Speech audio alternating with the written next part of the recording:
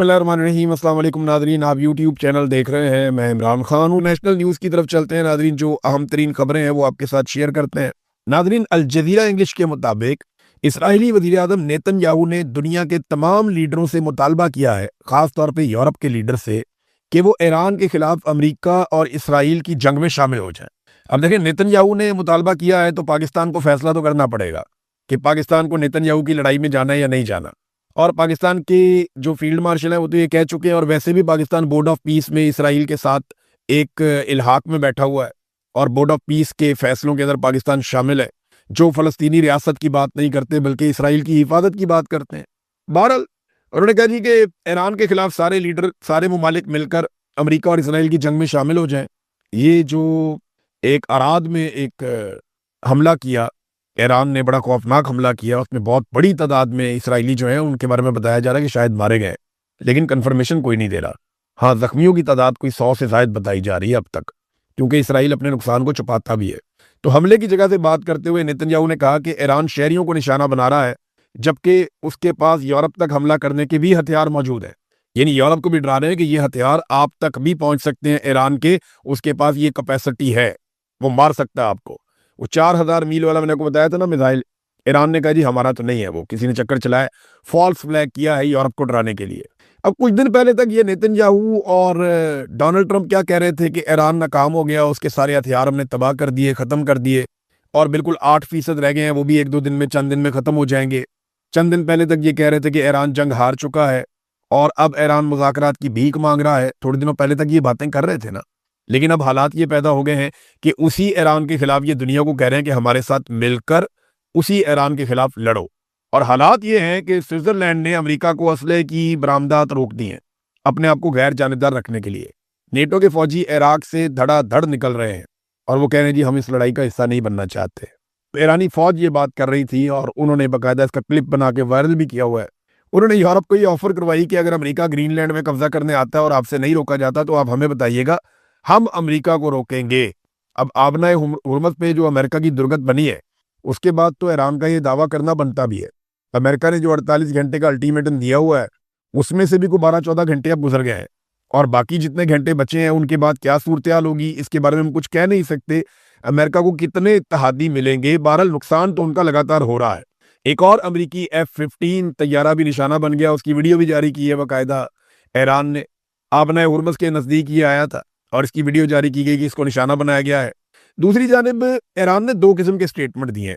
एक, उनके सदर ने स्टेटमेंट दिया है कि हमारा किसी भी बरादर मुल्क से कोई तनाज़ा नहीं है, और ईद के ऊपर उन्होंने ये पैगाम दिया कि सहूनी रियासत हमारे इख्तलाफात का फ़ायदा उठाना चाह रही है, हमें इससे बचना चाहिए। जबकि इराक़ची ने कहा कि ये जंग हम पर मुसल्लत की गई है, हम तो ये जंग लड़ना ही नहीं चाहते थे, लेकिन ज़बरदस्ती हमारे ऊपर ये जंग मुसल्लत की गई है। अब ईरान ने यूएई को एक बड़ी खौफनाक धमकी लगाई है। ये यूएई को वार्निंग जारी की है कि अगर अपनी सरजमीन से ईरान पर हमलों की इजाज़त जारी रखी तो आपको तबाहकुन हमलों का सामना करना पड़ेगा। हमने पहले भी कहा था और अमली तौर पर साबित भी किया है, हम अपनी ज़मीन और कौमी खुदमुख्तारी के खिलाफ होने वाली किसी भी जारियत का मुंह तोड़ जवाब देंगे। यूएई को मुतनब्बा करते हुए उन्होंने कहा कि जी खलीज फारस में वाक़े ईरानी जज़ायर अबू मूसा और तनब बुजुर्ग की जानिब अगर यूएई के इलाकों से कोई कार्रवाई हुई, कोई जारियत हुई, तो ईरानी मुसल्लह अफवाज रियासुल खैमा की रियासत को बराह रास्त तबाहकुन हमलों के निशाने पर रखेगी।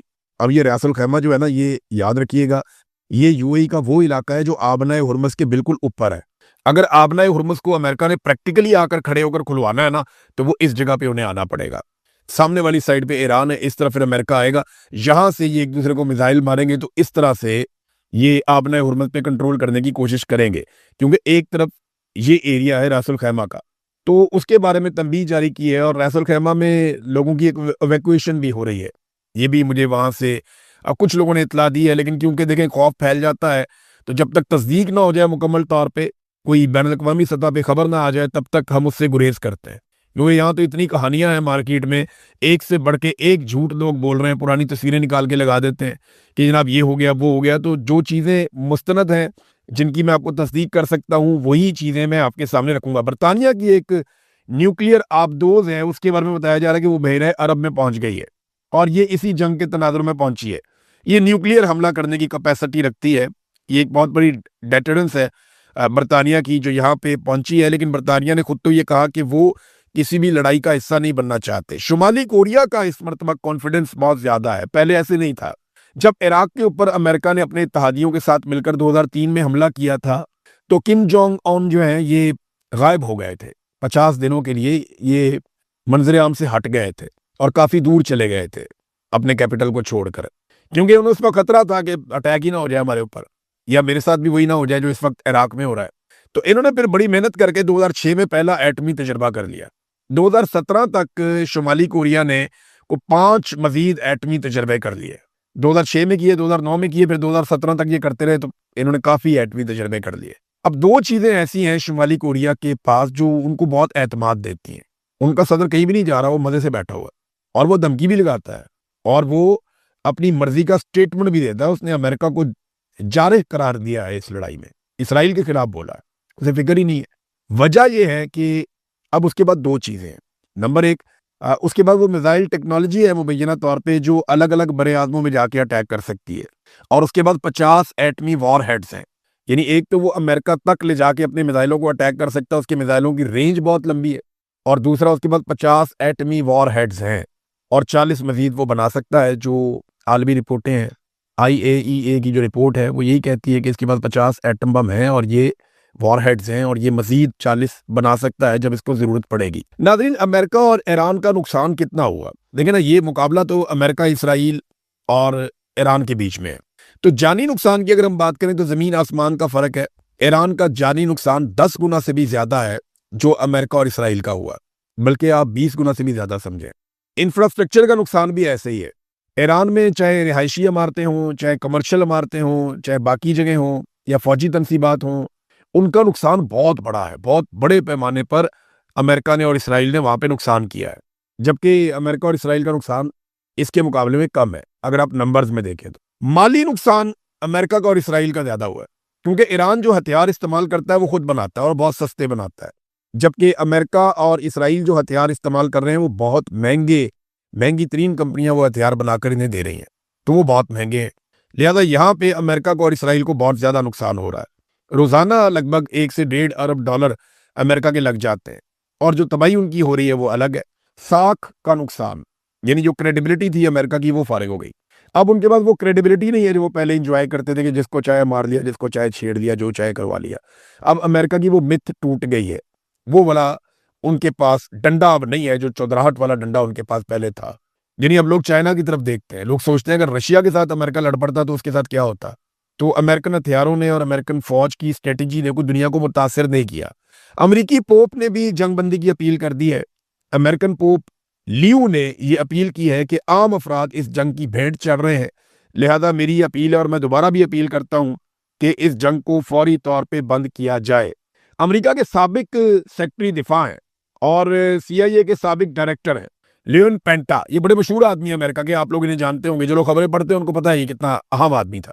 اس نے کہا ہے کہ ایران کے ساتھ 3 ہفتوں سے جاری جنگ کے بعد صدر ڈونلڈ ٹرمپ آگے کنواں اور پیچھے کھائی والی صورتحال میں پھنس چکے ہیں، صدر کے پاس نکلنے کا کوئی طریقہ نہیں ہے۔ امریکہ کے اندر بیٹھ کے تجزیہ کار کہہ رہے ہیں کہ اگر ایران، اسرائیل اور عرب ممالک کے صرف پانی کو ٹریٹ کرنے والے یا پانی کا ٹریٹمنٹ کرنے والے جو پلانٹس ہیں ان کو نشانہ بنائے تو یہ گھٹنوں پہ آ جائیں گے اور کچھ کرنا نہیں پڑے گا۔ تو ایران کے پاس بہت سارے ایسے ٹارگٹس ہیں جن کو وہ ہٹ کر سکتا ہے، لیکن وہ ابھی تک صبر کا مظاہرہ کر رہا ہے۔ لیٹس سی آنے والے دنوں میں کیا ہوتا ہے، لیکن پاکستان اگر اس لڑائی میں اترتا ہے تو پاکستان کے اندر ایک عجیب ہی جنگ لگ جائے گی۔ پاکستان کے اندر اتنا شدید رد عمل کبھی نہیں آیا ہوگا، اور پاکستان کی فوج ایک ایسی لڑائی میں خدا نخواستہ چلی جائے گی جس لڑائی کو پاکستانی قوم کی بالکل سپورٹ حاصل نہیں ہوگی۔ صورتحال آپ کے سامنے ناظرین، اور یہ پاکستان کی اسٹیبلشمنٹ کا کیا دھڑا ہے، اور نواز شریف بی ٹیم کے طور پہ کام کر رہے ہیں، زرداری صاحب بی ٹیم کے طور پہ کام کر رہے ہیں۔ یعنی اگر کوئی کبھی سمجھتا تھا کہ پیپلز پارٹی کے اندر کوئی جمہوریت باقی ہے یا ان کے اندر کوئی جمہوری اقدار ہے تو وہ اب اس بات کو بھول جائے۔ اس کی ایک وجہ ہے کہ پاکستان پیپلز پارٹی نے، جو بلاول نے اور زرداری صاحب نے دونوں نے مل کر جو فیلڈ مارشل صاحب کی خوشامد کی ہے کل محسن نقوی صاحب کی موجودگی میں، یعنی بینظیر بھٹو کی برسی ہے اور خوشامد ہو رہی ہے فیلڈ مارشل عاصم منیر کی۔ یہ لوگ تو ہمیشہ یہ کہتے تھے کہ جرنیلوں نے پاکستان کو تباہ کیا اور جرنیلوں نے سارے اختیارات اپنے پاس رکھ لیے، جرنیلوں کو سیاست میں مداخلت نہیں کرنی چاہیے، جرنیلوں کو خارجی اور داخلی معاملات میں مداخلت نہیں کرنی چاہیے، لیکن اب یہ جرنیلوں کی تعریفیں کر رہے ہیں۔ فیلڈ مارشل کی تعریفوں میں زمین آسمان کے کلابے ملا رہے ہیں. وجہ پتہ کیا ہے؟ وجہ یہ ہے کہ ان کو یہ سمجھ آ گئی ہے کہ عوامی مقبولیت ان کے پاس نہیں ہے. انہیں یہ پتہ چل گیا کہ عوام تو ہمارے ہاتھ سے نکل گئی, آئندہ اپنے پبلک کے ووٹ سے تو آنا نہیں, دھاندلی واندلی کر کے کوئی 2 نمبری کر کے کچھ سیٹیں جیت جائیں گے, لیکن ہم اقتدار میں نہیں آ سکتے, کیونکہ پاکستان تحریک انصاف نے ہم سے یہ مارجن لے لیا ہے اور عوام ان کے ساتھ کھڑی ہوئی ہے. لہذا اب فوجی بوٹوں کے اوپر بیٹھ کے تسموں کے ساتھ لٹک کے ہم اقتدار میں آ سکیں گے تو باپ بیٹا وہی کام کر رہے ہیں جو دوسری طرف باپ بیٹی کر رہے ہیں. تو اس وقت جو کل ملا کے صورتحال ہے وہ میں آپ کے سامنے رکھ دیتا ہوں. جو سیاسی منظرنامہ ہے نا پاکستان کا, وہ سادہ صرف سیاسی منظرنامہ آپ کو بتا رہا ہوں میں. وہ یہ ہے کہ پاکستان کا مقبول ترین لیڈر عمران خان ہے. ووٹ اس وقت صرف عمران خان کا ہے, باقی کسی پولیٹیکل پارٹی کا نہیں ہے. فوجی قیادت اور عوام کے بیچ میں بہت بڑی خلیج پیدا ہو چکی ہے. فوجی قیادت اور عوام کے بیچ میں بہت بڑی خلیج پیدا ہو چکی ہے. میں نے ابھی ایک سروے کروایا تھا کہ عاصم منیر سے لوگ زیادہ پیار کرتے ہیں یا عمران خان سے. 28,000 پیغامات آئے تھے اور ان میں صرف 2 پیغامات ہمیں ملے جو عاصم منیر سے پیار کرنے والوں کے تھے. اتنی بڑی خلیج عوام کے اور فوجی قیادت کے بیچ میں پیدا ہو چکی ہے. اور یہ فوجی قیادت نے اپنی حرکتوں سے, اپنے کاموں سے, حلف کو توڑنے سے, اپنے حلف سے غداری کر کے خود یہ خلیج پیدا کی ہے. اور یہ ایک دفعہ میں نہیں ہوا, یہ لگاتار چلتے چلتے کئی دہائیوں میں یہاں تک پہنچے ہیں. اب عمران خان صاحب نے آخری دھکا لگایا تو بالکل ہی بات ایک سائڈ پہ ہوگی. اچھا, فی الحال جو روایتی سیاسی جماعتیں ہیں جن میں اس وقت کا حکومتی اتحاد شامل ہے, اب ان کے اندر کوئی گنجائش نہیں ہے, یعنی وہ عوام میں جانے کے قابل نہیں ہے. وہ اس وقت پبلک میں نہیں جا سکتے اور یہ چیزیں بدلنے کا یا جلد بدلنے کا کسی قسم کا کوئی امکان بھی نہیں ہے. تو یہ ہے پاکستان کا سیاسی منظرنامہ. تو سہیل آفریدی صاحب نے اپنا دورہ مکمل کیا, صحافیوں سے بھی انہوں نے ملاقاتیں کی, الگ الگ سیشنز کیے اور بڑی تعداد میں وہ صحافیوں سے ملے. ان سے بھی جو پی ایم ایل این کے بیانیے کو ٹو کرتے ہیں, ان سے بھی جو اینٹی پاکستان تحریک انصاف یا عمران خان کے خلاف ہیں ان سے بھی ملے, بیورو چیف سے بھی انہوں نے ملاقاتیں کی اور کھل کر انہوں نے صحافیوں سے کہا جی اب سوالات کریں. تو یہاں پہ وہ بدتمیزی اور ہلڑ بازی تو نہیں ہوئی, لیکن عارف حمید بھٹی صاحب نے, کیونکہ بڑے سینئر صحافی ہیں لاہور کے, اگر چند سینئر ورکنگ جرنلسٹ اگر آپ الگ کریں لاہور کے تو ان میں عارف حمید بھٹی صفحے اول کے صحافیوں میں سے ایک ہیں. تو انہوں نے کہا کہ میں معذرت چاہتا ہوں جو آپ کے ساتھ, کیونکہ آپ مہمان ہیں, جو آپ کے ساتھ سلوک کیا نام نہاد صحافیوں نے اس کے اوپر میں معذرت چاہتا ہوں. تو اس پہ سہیل آفریدی صاحب نے بہت بڑے دل کا مظاہرہ کیا. انہوں نے کہا نہیں, ہم پنجاب سے ہمارا کوئی شکوہ نہیں ہے, آپ سے ہمارا کوئی شکوہ نہیں ہے, تو کوئی ایسی بات نہیں ہے. اور دوسرا جب یہ پوچھا گیا کہ مینا خان آفریدی کا جو جواب تھا اس کو آپ کیا سمجھتے تھے, انہوں نے کہا جی اس کو جسٹیفائی نہیں کیا جا سکتا, وہ نامناسب تھا. لیکن وہ جس قسم کی باتیں ان کے ساتھ کی گئی اس پہ انہوں نے یہ جواب دیا, لیکن اس کی کوئی جسٹیفیکیشن نہیں ہے, انہیں یہ نہیں کرنا چاہیے تھا. اور یہی میری بھی رائے تھی کہ مینا خان آفریدی کو چاہے جتنے مشکل حالات ہوں, جتنے مرضی خراب حالات ہوں, آپ کو اپنے مخالف کے لیول پہ گرنا نہیں چاہیے. لیکن اسٹیبلشمنٹ تو بہت نیچے تک گر گئی ہے. انہوں نے تو پنجاب اسمبلی کے اندر اپنے بندے بھی شامل کروا دیے, اندر گھسوا دیے, لیکن کم سے کم انہیں گریز کرنا چاہیے تھا اور انہیں اپنے اعصاب کو ٹوٹنے نہیں دینا چاہیے تھا. اچھا جی, اس میں سہیل آفریدی نے ایک اور بڑی امپورٹنٹ بات کی. انہوں نے کہا جی عوام نکلتی ہے پاکستان تحریک انصاف کے لیے, عمران خان کے لیے, ہماری پلاننگ کا فقدان ہوتا ہے اور اس میں ہماری کوتاہی شامل ہے, اس کو ہم ٹھیک کرنے کی کوشش کر رہے ہیں. یہ بات بالکل ٹھیک ہے کہ اس کو ٹھیک کرنا پڑے گا پاکستان تحریک انصاف کو. منصوبہ بندی اگر بہتر کریں تو جس طرح پبلک نکلتی ہے, اگر ان کو صحیح طریقے سے انگیج کیا جائے, فیسیلیٹیٹ کیا جائے, تو صورتحال جو ہے وہ بالکل مختلف ہوگی. تو اس میں جو اب اسٹریٹ موومنٹ ہے اس کے حوالے سے پاکستان تحریک انصاف پلاننگ کر رہی ہے اور آنے والے ہفتے میں آپ کو بڑی زبردست خبریں پاکستان تحریک انصاف سے ملیں گی. اور گراؤنڈ ورک انہوں نے تقریباً کر لیا ہے کہ انہوں نے کس طریقے سے گراؤنڈ پہ جانا ہے, جو پیپر ورک ہے وہ کر لیا, پلاننگ انہوں نے کر لی ہے. اور یہ ایک بڑا لمبا چوڑا منصوبہ ہے جو پاکستان تحریک انصاف نے بنایا. لیکن جب اسٹوڈنٹ آئیں گے آگے اور وہ گراؤنڈ ورکرز آگے آئیں گے جن کو یہ پتہ ہے کہ گراؤنڈ کے اوپر لوگوں کو کیا اس وقت سوچ ہے, کس طریقے سے ان کے بیچ میں جانا ہے, کیسے لوگوں کو موٹیویٹ کرنا ہے, کیسے لوگوں کو اکٹھا کرنا ہے ایک نقطے کے اوپر, تو انہیں اس بات کا آئیڈیا ہے اور یہ یہی کام کرنے جا رہے ہیں. ابھی گراؤنڈ کے اوپر جو چیزیں ہیں, کیونکہ ابھی انہوں نے خود پاکستان تحریک انصاف نے اناؤنس نہیں کی تو میں بھی ابھی اناؤنس نہیں کروں گا, لیکن میری ان کے سورسز سے بات ہوئی. جو تھوڑی بہت میں آپ کو ہنٹ دے دیتا ہوں وہ یہ ہے کہ آنے والے وقت میں پاکستان تحریک انصاف لوگوں میں بہت اندر جڑوں تک جائے گی اور ایک ایسی تحریک آپ کو چلتی ہوئی پاکستان میں نظر آئے گی جس سے وہ ہر پاکستانی کو جوڑنے کی کوشش کریں گے, ایک ہیومن چین بنائیں گے پورے کے پورے خیبر پختونخوا میں, بلوچستان میں, سندھ میں اور پنجاب میں. اس کے علاوہ سہیل آفریدی نے کہا کہ نیکسٹ اب میں کراچی بھی جاؤں گا اور سندھ کا دورہ کروں گا, اور ساتھ ہی ساتھ انہوں نے بتایا کہ مزاحمت ہوگی تو مفاہمت ہوگی. ایک سوال کے جواب میں انہوں نے کہا, دیکھیں یہ بڑا سمپل فارمولا ہے کہ آپ کو مزاحمت کرنی پڑتی ہے ٹیبل ٹاک کے لیے, جب تک آپ اس نظام کو یہ نہیں بتائیں گے کہ نظام اب آپ کا مقابلہ نہیں کر سکتا، تب تک نظام آپ کے ساتھ ٹیبل پر نہیں بیٹھے گا۔ اس وقت جو فیلڈ مارشل عاصم منیر ہے، انہیں بیرونی مدد حاصل ہے، امریکہ ان کے ساتھ ہے، بہت سارے ملکوں میں انہوں نے اپنے مفادات بنا لیے ہیں، تعلقات بنا لیے ہیں۔ عمران خان صاحب کو وہ جیل میں رکھنے میں اب تک کامیاب ہے، اور وہ عمران خان صاحب کو چھوڑنا بھی نہیں چاہتے۔ جب تک کہ حالات ان کے لیے مشکل نہیں ہوں گے، تب تک وہ بیٹھنے کے لیے آمادہ نہیں ہوں گے۔